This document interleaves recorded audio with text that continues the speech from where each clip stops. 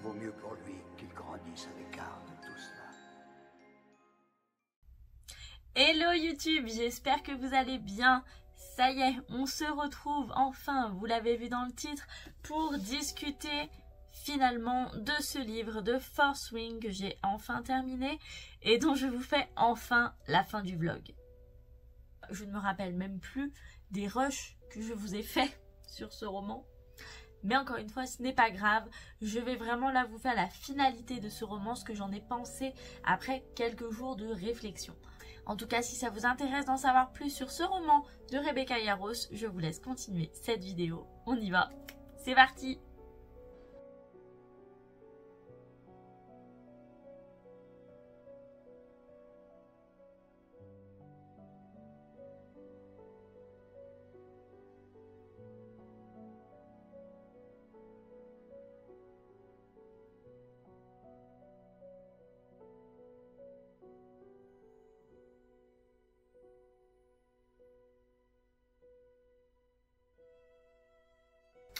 Ça y est, je viens enfin de lire le chapitre dans lequel je découvre le pouvoir de Violette.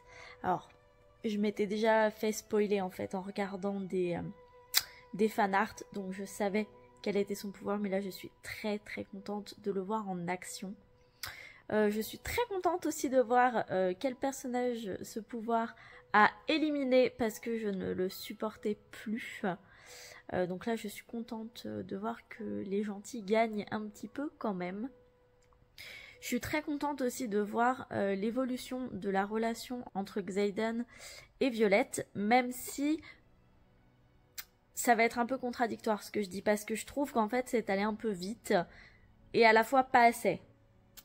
En fait, je trouve que la relation a été trop vite dans le sens où au début on a vraiment que Violette qui est à fond sur Xaden, on le comprend très bien. Mais Xaden, on a vraiment l'impression que lui, tout ce qu'il veut, c'est protéger Violette pour lui. Parce que si Violette meurt, possiblement il meurt aussi. Et en fait, je trouve que le changement où Xaden semble vraiment tenir à elle, certes, on a des indices, mais là, je trouve que le fait qu'il l'expose est un peu trop rapide. Donc, je trouve ça dommage. Mais c'est vrai qu'on est quand même aux 3/4 du livre, donc il était temps. Je trouve que la tension n'est pas montée assez vite de la part des deux personnages. Donc voilà, c'est pour ça que je trouve que à la fois ça va trop vite et à la fois pas assez. Il n'empêche que ça n'enlève rien à leur relation qui est superbe. Et donc pour en revenir au pouvoir de Violette, parce que de toute façon je vous ai noté dans le titre que c'était un vlog spoilant. Donc elle est manieuse de foudre et je trouve ça franchement extra. Déjà le fait que grâce à Andarna, sa petite dragonnette du coup dorée, elle puisse manier le temps, bah je trouve ça franchement chouette. Ça change un peu des autres pouvoirs qu'on peut avoir et donc franchement c'est très intéressant. Mais là, manieuse de foudre, clairement, je l'imagine tellement... je l'imagine vraiment pendant les batailles et tout, ça va être trop cool.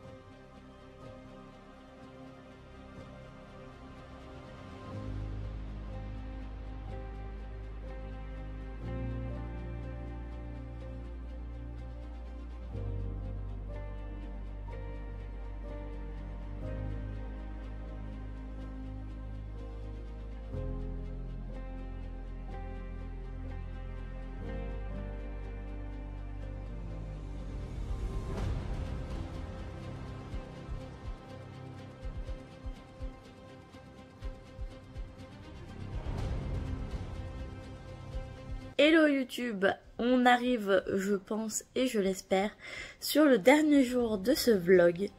Ça commence à faire déjà bien 2 semaines et demie, 3 semaines que j'ai commencé le livre. Et je pense que le fait d'essayer de tourner, et bah forcément ça me fait perdre beaucoup de temps. Donc j'arrive pas à finir et j'ai très envie de finir. Je suis arrivée hier sur le plot twist plus ou moins final, je pense, qui était déjà pas mal, même si je m'y attendais beaucoup. J'ai eu la chance du coup de pouvoir voir beaucoup mieux la relation qu'il y avait entre Violette et Xaden. Elle a beaucoup évolué, bien sûr. On a commencé à avoir un petit peu de smut, pas désagréable, pas trop long, pas désagréable. Donc voilà, l'objectif là du jour, c'est que mon chéri n'est pas là ce matin. Donc j'ai le temps de pouvoir lire tranquillou et tourner sans qu'il soit derrière mes pattes et que vous le voyez passer toutes les 5 minutes dans les vidéos, que je sois obligée de couper toutes les 5 minutes. Donc j'espère pouvoir finir le roman et vous faire du coup mon avis final cet après-midi et poster ce vlog pour la fin de semaine. Donc trêve de blabla, je me remets à lire, c'est parti.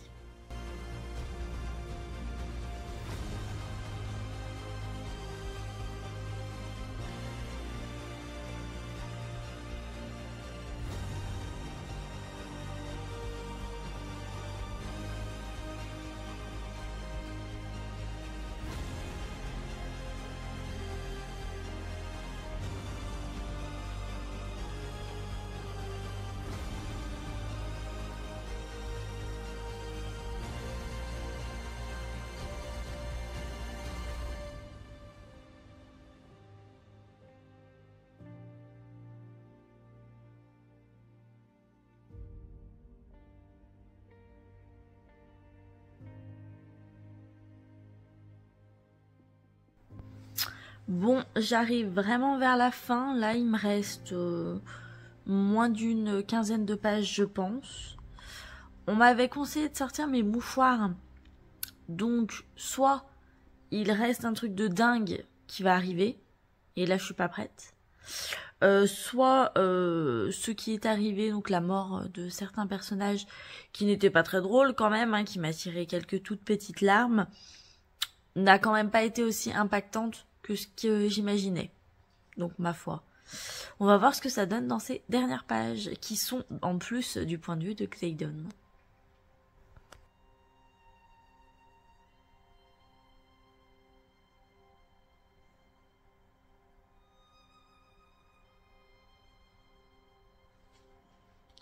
Je panique. Je panique parce qu'il me reste 4 lignes et je pense que je sais ce qui va se passer.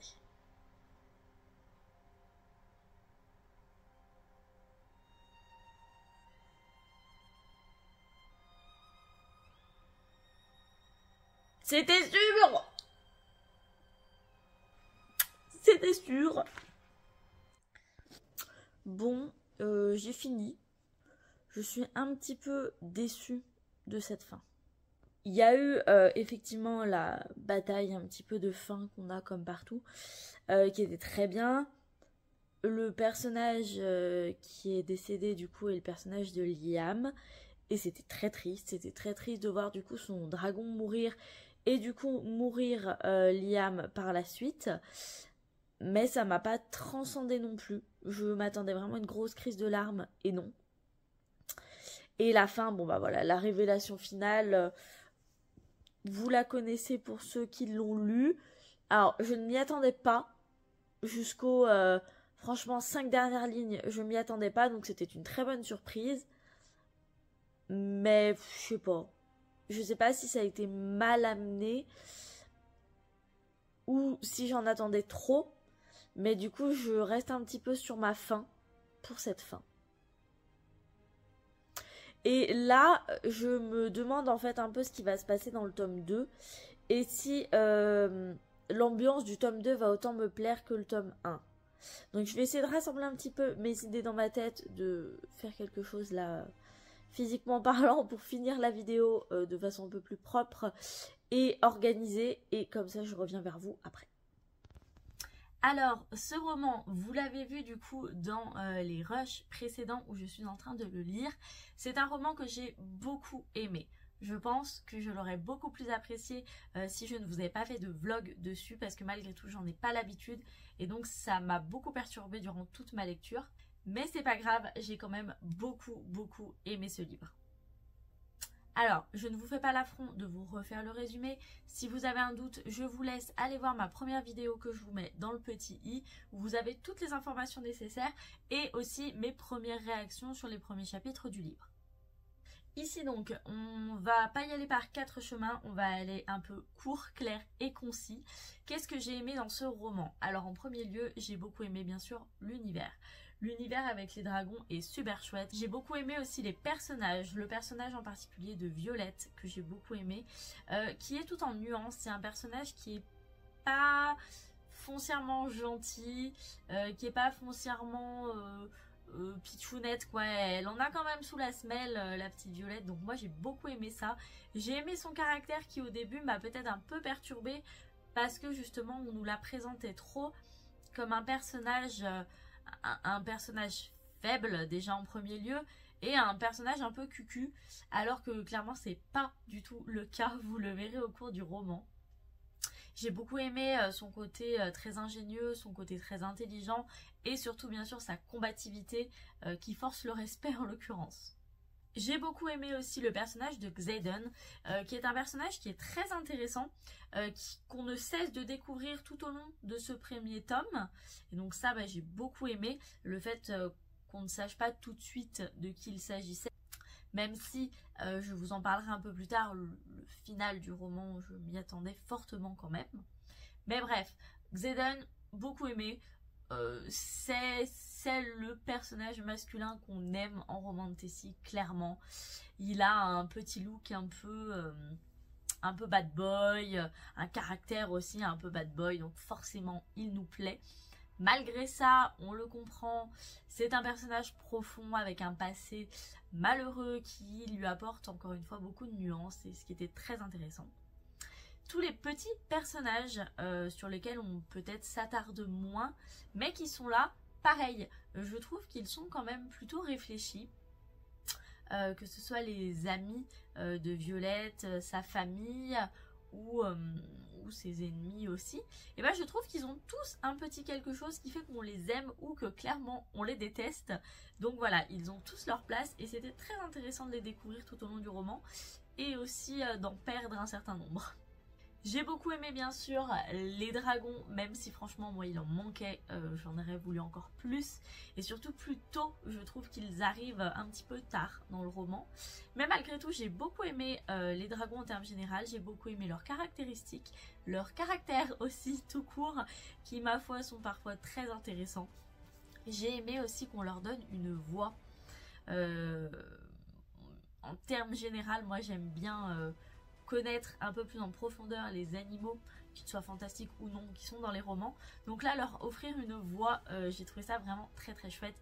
Ça a permis bien sûr de s'attacher à eux d'autant plus. Et encore une fois, ça a apporté une profondeur au roman qui était tout autre et qui était ma foi très agréable. J'ai aussi beaucoup aimé le côté école et le côté épreuve. C'était trop cool, je me suis retrouvée un petit peu... dans Divergente, dans le Labyrinthe. Il y avait un côté comme ça un petit peu... comment on appelle ça? J'ai perdu comment on appelle ça, mais vous m'aurez compris. Ça j'ai beaucoup aimé. Les épreuves en termes généraux et les ambiances un peu lycéennes, collégiennes, etc. Sont très sympas je trouve dans un livre. Et là du coup de tout mettre ensemble, c'était franchement génial. On est en plus quand même sur des personnages qui sont pas non plus des gamins. C'est donc d'autant plus facile de se retrouver en eux. Et donc forcément, quand on a comme moi presque la trentaine, et c'est agréable d'avoir des personnages qui n'ont pas 15 ans. Parce que forcément, du coup, des personnages aussi jeunes, on a un petit peu plus de mal à s'identifier à eux, même si on a vécu ce qu'ils vivent actuellement. Là, c'était quand même un peu plus chouette pour moi. Ensuite, passons à ce que je n'ai pas aimé dans ce roman, ou du moins qui potentiellement a pu me poser problème. Donc, j'ai lu ce roman il y a déjà, je pense, presque un mois. Donc il faut savoir qu'il y a déjà beaucoup de choses qui sont floues dans mon esprit parce que j'ai réellement une tête de linotte, vraiment une mémoire de poisson rouge. Donc au moins ce qui me reste, c'est que réellement ça m'a agacée. Donc déjà, ce qui m'a agacée, c'est tout le foin qu'on a fait autour de ce livre. Parce que oui, c'est un bon roman, c'est même un très très bon roman, j'ai beaucoup aimé et j'ai hâte d'avoir la suite. Mais quand même, c'est pas non plus... je pense que je l'ai trop vu passer sur les réseaux. Il a été trop encensé. Et du coup, je m'attendais vraiment à 1000 fois mieux, quoi. Je m'attendais à beaucoup de rebondissements, beaucoup de plot twists, beaucoup d'émotions. Et au final, pas tant que ça. On a un gros plot twist à la fin. Mais moi, je l'avais vu venir, mais déjà il y a un moment. Hein. Franchement, j'ai pas été étonnée du tout. Et je pense que c'est ce qui m'a le plus déçue. Donc vraiment, un très très bon roman tout du long. Mais la fin, je m'attendais à beaucoup mieux. Là, franchement, je pourrais le poser et me dire, bon bah c'est bon, on en a fini avec Force Wing, stop. Non, bien sûr, le tome 2 va être cool, je pense. Mais il méritait clairement une fin qui me laisse plus sur ma faim. En vrai, c'est quasiment la seule chose qui m'a embêtée. J'en ai pas d'autres vraiment qui me fassent tilt. Alors, j'en ai certainement parlé un petit peu plus durant ma lecture, donc vous le verrez. Mais c'est vraiment la seule chose. C'est qu'on en a tellement entendu parler et qu'on en a tellement dit du bien que c'était waouh, bah que c'est pas waouh. Voilà. Donc voilà, ça n'enlève pas ses bons côtés au roman. Mais allez-y quand même en vous disant que c'est pas non plus le roman de l'année. Je veux dire, je suis sûre qu'il y a plein de romans qui vous font cet effet. À Cotard, par exemple, on en entend parler encore et encore et encore. Je suppose qu'il y a énormément de gens qui se disent « Ouais, c'est bon, à Cotard, c'est pas non plus... Donc voilà, moi, à Cotard, c'est un énorme coup de cœur. Donc je ne vous dirai jamais... à Cotard surcoté. Mais il y a des livres où je me suis dit, pardon, c'est-à-dire, ça là, ça vous a tous fait grimper sur vos grands chevaux, non. Et bah là, c'est vraiment l'effet que j'ai avec ce roman. C'est que, oui, c'est un très très bon roman. Oui, j'ai adoré, mais plus j'avançais dans le roman, moins j'étais surprise et moins je me suis dit, waouh. En tout cas, j'attends vraiment d'attaquer le tome 2 qui sort là bientôt, il sort en juin. Parce que par contre, je ne sais pas trop où on va nous amener. Moi là, ce que j'aimais, c'était le côté épreuve, le côté Violette qui gravit un petit peu les échelons, qu'on découvre, le côté école, etc. On va certainement plus trop avoir ça. En tout cas, je ne sais pas, ceux qui l'ont lu en anglais, peut-être, détrompez-moi, peut-être que ce n'est pas le cas, mais j'ai peur que si on n'a plus tout ce qui faisait que j'ai aimé le premier tome, le second tome ne me plaise plus. Et en plus, je crois qu'il n'y a pas que un second tome, il me semble qu'il y en a quand même pas mal d'autres qui arrivent. Et si je vois ce qu'on peut faire, on a un univers, encore une fois, qui est quand même plutôt vaste, avec là des conflits politiques qui sont en train de se mettre en place. Mais là, sur le coup, j'avais pas forcément envie d'un roman trop politique. J'avais envie, moi, de rester sur la légèreté des dragons et de l'école. Donc, je pense que le reste va moins me plaire. On verra. Je ne manquerai pas, en tout cas, de vous faire des updates sur ma lecture du tome 2 quand je l'aurai. Mais je ne vous ferai en tout cas pas de vlog lecture parce que clairement, ça me perturbe trop et j'arrive pas à me mettre assez dans ma lecture. Voilà, n'hésitez pas à me dire ce que vous avez pensé, vous, de ce roman.